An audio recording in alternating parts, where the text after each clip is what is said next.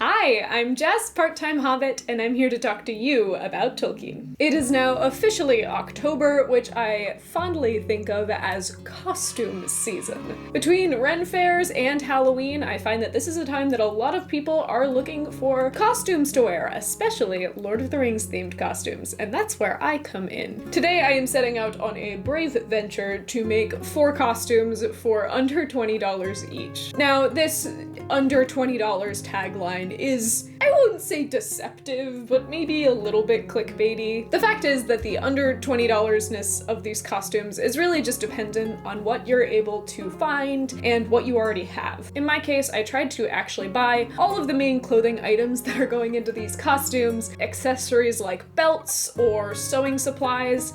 I'm just not gonna buy again, and so those didn't necessarily factor into the cost. This isn't really gonna be so much of a tutorial as just a guide, because I can't guarantee what things you're gonna be able to find at the store or how you want your costume to look. We are also in my brand new workroom today, which you're going to see bits and pieces of. Unfortunately, it is not like what some people would call done, considering that if you turn this camera around, you'd just see a massive pile of boxes. Hey, keep your eyes on me. But for now, I say we get started on our first costume. We're gonna start with something that's a little easy and a little comfy for me, which is a female Hobbit costume. This is one I could probably pull out of my closet, but since I'm trying not to do that, we're gonna start with making a peasant blouse. Now, I don't wanna make this from scratch, so we're gonna start out with this t-shirt that's a couple sizes too big for me. And it's just a t-shirt you can get from any craft store or big box store that would usually be used for tie-dyeing or something, as long as it is an oversized t-shirt that you don't mind cutting up. So obviously on its own, this t-shirt does not look like a medieval peasant blouse, but the first step to getting it there is to put it through a dye bath. And in this case, I am gonna do a coffee dye bath. You could also use tea, and honestly, I usually use tea. I get a better tone out of it, but I don't have any tea and I do have coffee. So I'm going to get myself a big tub, fill it up with enough warm water to cover this t-shirt, and throw in some leftover coffee grounds. Now I understand this tub may seem like overkill, but after my last time trying to dye on this channel,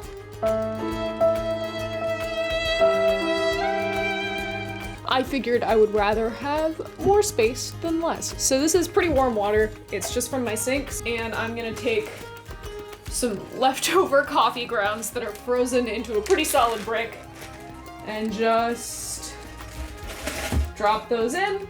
The exact same process goes for tea dyeing. Just take some leftover tea bags, throw them in a water bath, and this is a really good way to age new clothing. But it should be remarked that this will work a lot better on natural fibers such as cotton. So if you have something that's polyester, now I am just gonna get this fully submerged and let it kind of sit in there and stew for probably about half an hour. I'll flip it over once or twice just to make sure it gets a nice even coat, and then I'll rinse it out and give it a dry, and I will show it to you then. But for now, we are gonna make an apron. So I thought for this costume, it would be fun to do a little half apron, especially because I don't want to worry about a complicated bodice or anything. This will really help bring the look together without too much extra work. For fabric, I got this curtain from the thrift store, which was super cheap and way more fabric than I'll ever need, but has a really cute flower pattern, so it's gonna be perfect for this project. You'll notice in this video how much of a vendetta I have against actually measuring things with a measuring tape, so I am going to, quite frankly, just eyeball this. I'm gonna want this to be a little shorter than my skirt is going to be, and my skirt is gonna be about mid-calf. I'm just gonna take this, throw it on here, then I'm just gonna take my scissors, snip right there. I really like fabric that tears, so we're gonna see if this is one of them. Oh yeah. I love ripping woven fabrics instead of cutting them because you actually get much more square lines, and it's really, really easy. I'll probably just do like a full waist length of fabric going around, and then I'll gather that into my waistband. We have a lovely little apron panel. So we're just gonna rip off a strip of fabric for our waistband. I like a really long waistband so you have plenty of space to tie it. So I'm just gonna take the long side of the fabric, and I want a thick waistband too. I find those are a lot more flattering, so I'm probably gonna have mine about yay thick. Make sure you add enough space for seam allowance. So now we have our large apron panel and our waistband strip. Now the thing to remember with most of this sewing is that if you're really in a rush, it can probably be avoided. There are some very excellent no-sew tapes, most of them are iron-on, that honestly for a costume work just as well, and don't ever let anybody talk down on those. But I am gonna sew this because I don't own any of that tape. Let's get out a sewing machine. I folded our waistband in half with the right sides facing in and the wrong sides facing out. And then using my sewing machine, I just ran my longest straight stitch about a 1/4 inch away from the edge of that fabric. I then turned this whole tube inside out so that the seam would rest in the middle of the waistband and pressed it all down with a steam iron. Note that you should only be using a steam iron. Then, using a strong black thread, I ran a long running basting stitch along the top of our apron panel. Pulling on this thread then gives us those nice gathers that we're going to want at the top of our apron. Once I had run the seam all the way along, I tied it off and then marked the center of that basting stitch with a pin, and then marked the center of our waistband with another pin. And then I used that as a guide to pin the right side of the apron and the right side of our waistband together.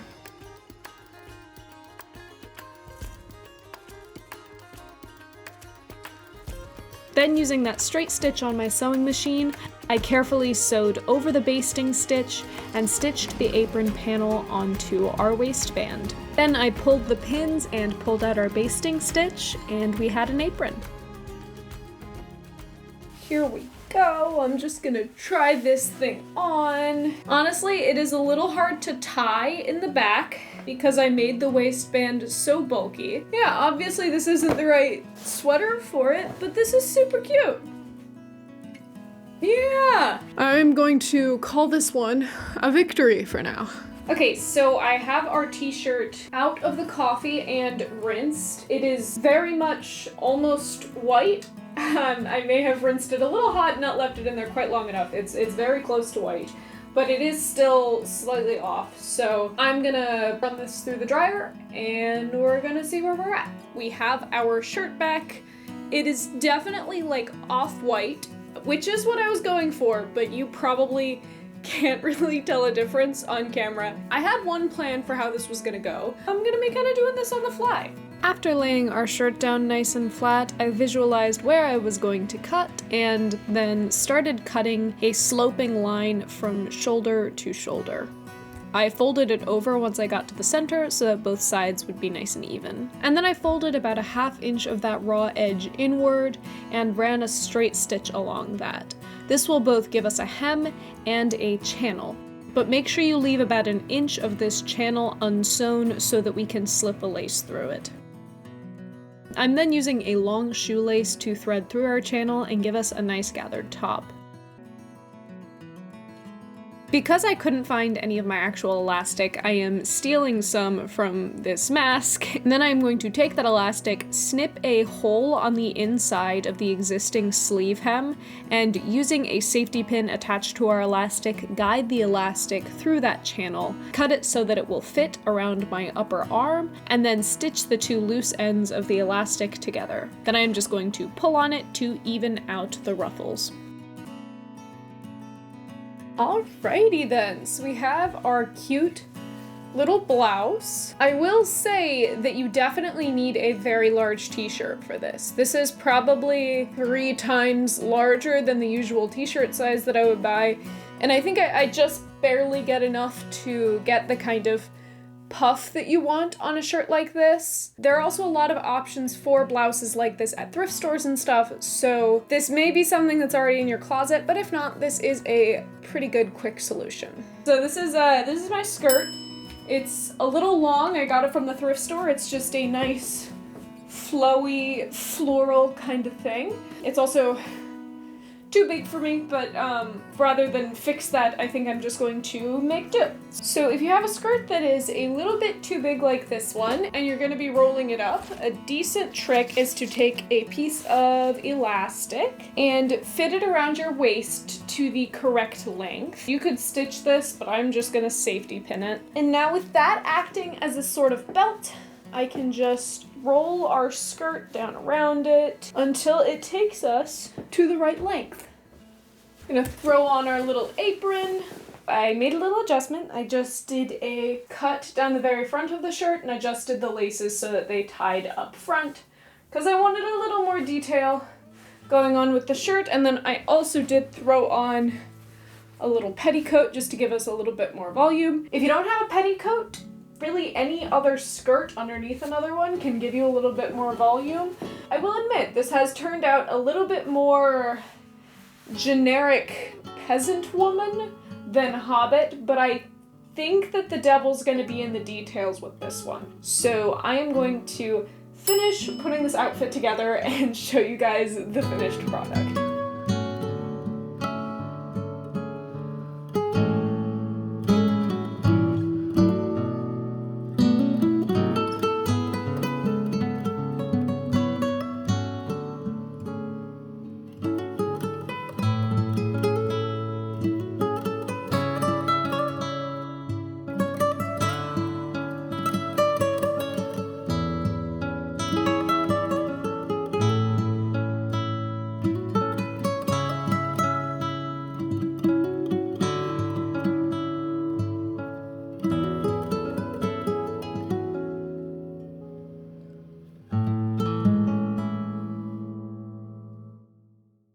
For this next look, which is the male Hobbit look, I bought a pair of pants from the thrift store.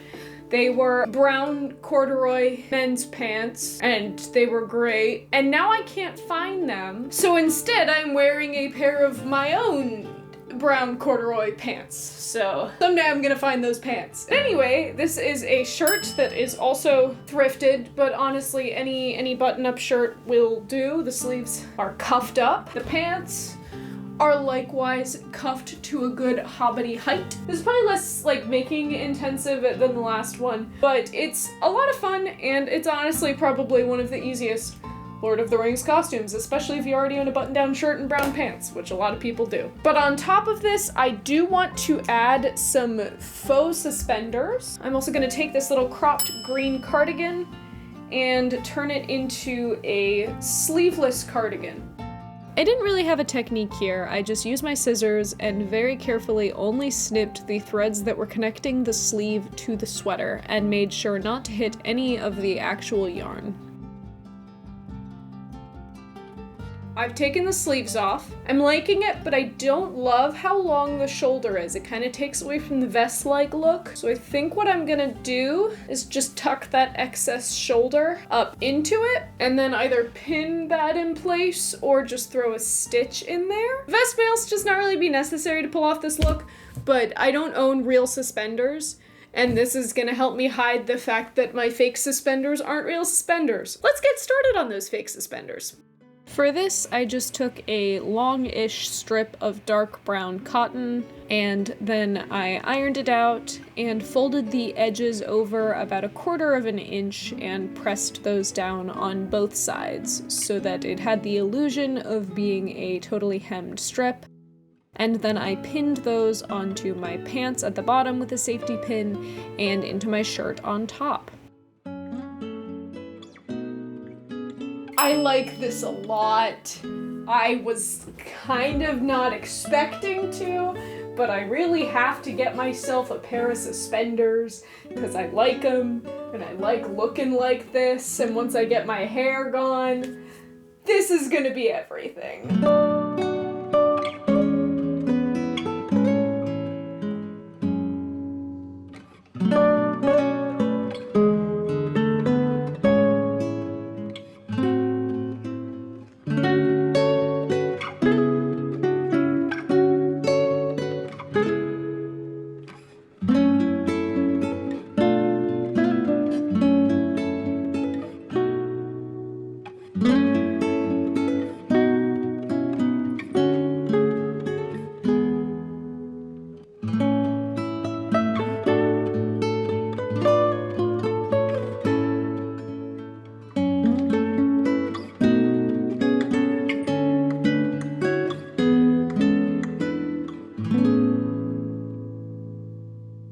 So it has been a couple of days, because it started getting dark when I was recording before, and then it started raining, and has been raining for the last 2 days, and so now it's dark anyway. So you just can't win. I'm also changing into nice clothes at some point for this video anyway, so I thought that my hoodie would be fine. Next up, we are tackling one that I'm a little nervous about because I don't really know what I'm doing, and that is our Galadriel costume. The whole reason I'm doing a Galadriel one is because I found this beautiful dress at the thrift store for very little money. I just couldn't resist. It's long, it's flowy, and honestly, I just wanted to wear it, but because I bought it for a video, I can justify buying it. And the first part of dressing this project up is going to be making some kind of a cape. This is just a twin sheet that I got from the thrift store. It's big, and we're gonna see what we can do to make it look elven. I was putting this dress on the dress form, and I needed to take out the lining because it was getting in the way. And it turns out that the lining is actually this very nice little slip. The dress is about floor length, so this isn't as long as the dress. So I was thinking, because this dress is very cute, but it has the Empire waistline, and with Peter Jackson's elves, you get much more of the kind of low drop waist effect. It's 1920s Art Nouveau inspired. Watch my video on elven costumes if you haven't. But I thought that maybe if we put this slip over the dress, then I can add in a belt to get us that very signature 1920s waist style. So I'm gonna throw the slip on and we're gonna see where we're at. Okay, now it is a little bit awkward that we kind of have the like double neckline thing happening, but I'm thinking I can either pull this up so that it directly meets either that, or I'll just let it kind of hang, because that layered look for the elves is certainly not unheard of. So that's the bottom of the skirt, and this is the bottom of the slip, so it's kind of an awkward length, but I think for now, I think that waistline reads much more Galadriel than the Empire. For now, at least, I think I am gonna keep that and then get to what I actually had planned. I think I am gonna take this top thick hemmed over edge and cut that off to possibly use as a waist sash. Oh, I do like that line. Because this slip is a little bit looser and doesn't cling quite as much as the other fabric did, you get more of that hung from the shoulders look that you really want with an elven costume. I gathered up the top edge of this fabric with a basting stitch and then simply whip stitched it onto the top edge of the dress. I have this attached to our dress. I left about 10 inches of slack on either side of our sheet, right here and right here. As for these front pieces, I wanted to leave them loose to take them back over the shoulder. I like this because it covers up the gathering up at the front, and if I bring it a little looser, it kind of gives the illusion of there being a hood back here.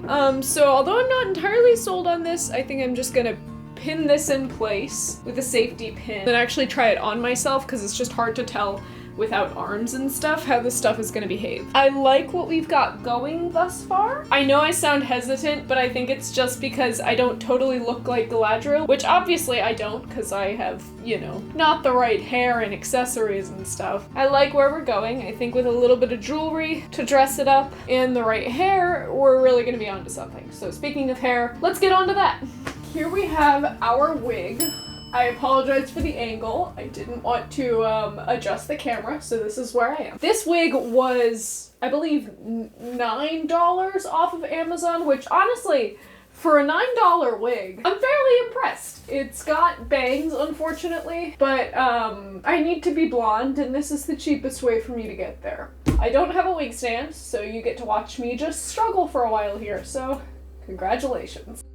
So my first plan of attack was to simply wave an iron over the curls and then comb them out with a wide-toothed comb. This was sort of successful, but not really, so I got out my hair straightener on the lowest heat possible and very gently ran over the strands of hair. It certainly wasn't perfect, but it loosened up the curls a little bit. This kind of feels like cheating, because not everybody has quantities of silver wire on hand, but I did, and I wasn't sure what else to do, so I just took 3 pieces of silver craft wire and started twisting them together until I got to a shape that I liked. I like where we are at with this.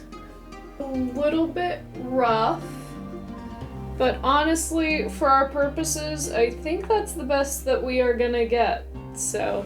The curls didn't really relax much, but I think it'll be fine, and I'll play with it more once it gets on my head. So for now, this is where we're at.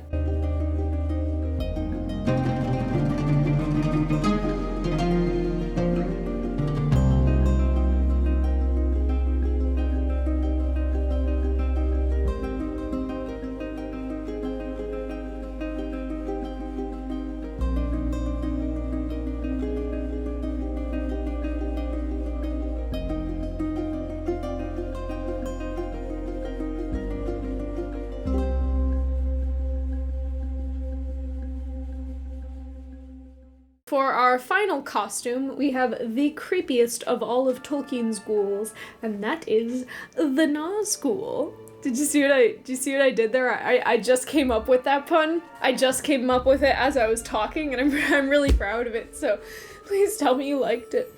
This is the fabric that I have.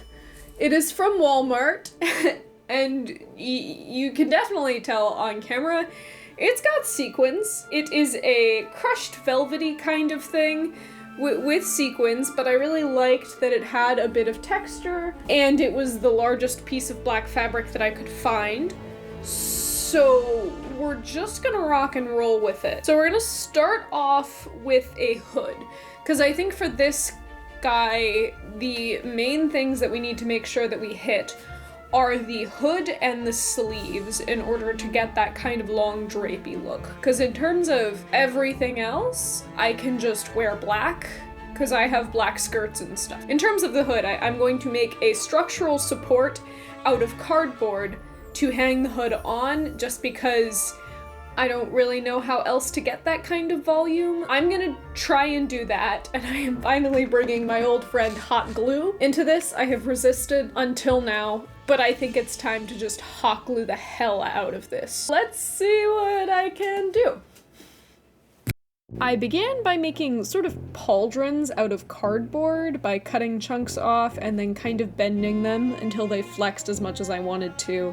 And then I connected these with a back piece to give us sort of like a yoke formation. Then I tied on some pieces of yarn to the bottom of the back and to each of the front pieces, and those front pieces of yarn went around the neck, and the back pieces of yarn got tied snugly around the underbust. Then I made up another piece of cardboard to act as the top of our hood, and then hot glued each of those end pieces firmly onto the shoulders. I then added a little front piece both for stability and to give us a little more length going over the face. Next came a back piece to lend structural support, as well as a bit of a point in the back. It's kind of a weird shape, but it mostly worked, so I'm not gonna question it. I tried it on with relative success, but did realize that the yarn was going to be much too fragile. So I replaced it with this pink ribbon, because it was all that I had, and then adjusted the way that it was tied. So each of the front neck ribbons actually tied into the underbust ribbon. Then I started draping our hood in a strip of our fabric, and then hot glued the front edge onto the inside.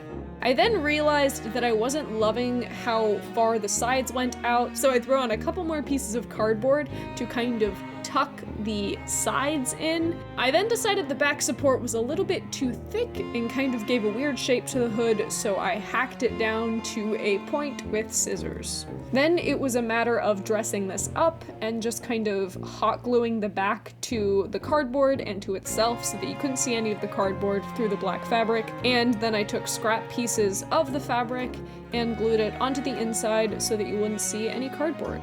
And then I did a little dance, because honestly, it worked out surprisingly well.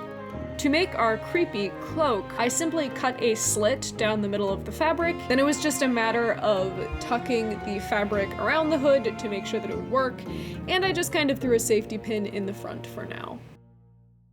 I may have accidentally just made a shiny wizard's cloak, but I think that this one accessory is really gonna bring the whole look together. And truly, you cannot have a black rider without something to ride. I went on a journey to try and find a horse on a stick. Apparently, they just don't get played with very much anymore, which is unfortunate, because I think they're cool as hell. This is from Amazon. It was the cheapest one that they had, and the reviews were mostly positive, except for one person that said that the sound goes on for too long, which wasn't really a particular deterrent for me, but let me just,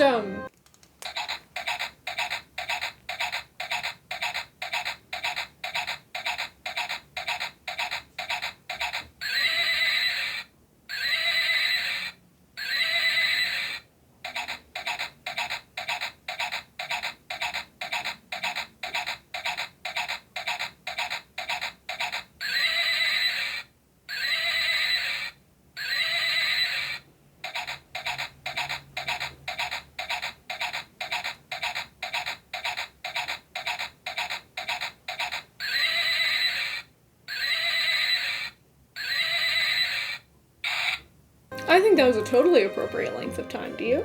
This thing obviously isn't quite in ready-to-ride shape, so I figure we will take this here bandana off. It's already looking a little scarier. Now, in an ideal world, I would have some kind of fabric paint to paint this in, but I don't. What I'm gonna try and do is color this thing in with Sharpie. I like to live dangerously for this channel.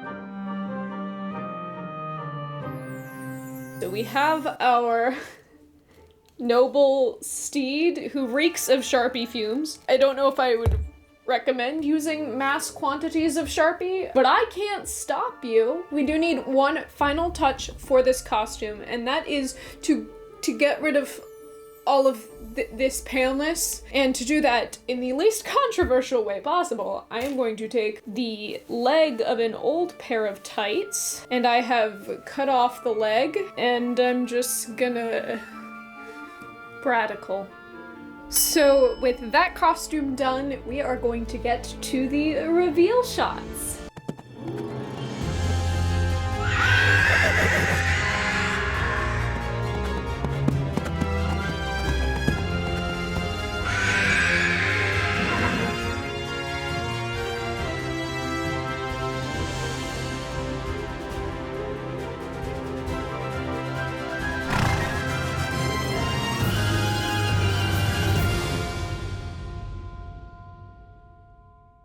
I will say I'm a little nervous about getting these reveal shots because it is raining and it doesn't look like it's gonna stop for the next couple of days. So I'd like to get them outside, but if I don't, then I'm sorry. I'm gonna do what I can to get this video out on time to all of you. This project was a ton of fun and I like doing stuff like this, so let me know if you want to see more crafting type videos from me, and if you have any specific ideas or requests, feel free to let me know because they are always appreciated. Comment down below with your go-to Halloween or Ren Fair costume. I'm actually going to the Ren Fair this weekend and I love people watching and just getting to see what everybody else wears, and I just love watching people get to play dress up. If you did like this video, make sure you give it a like and share it with a friend, and subscribe if you like the kind of stuff I'm doing over here on this channel. I am huffing far too many Sharpie fumes and losing my light, so I'm gonna say bye for this week. Thank you all so much for watching, and I hope that you all have a very happy Hobbity day.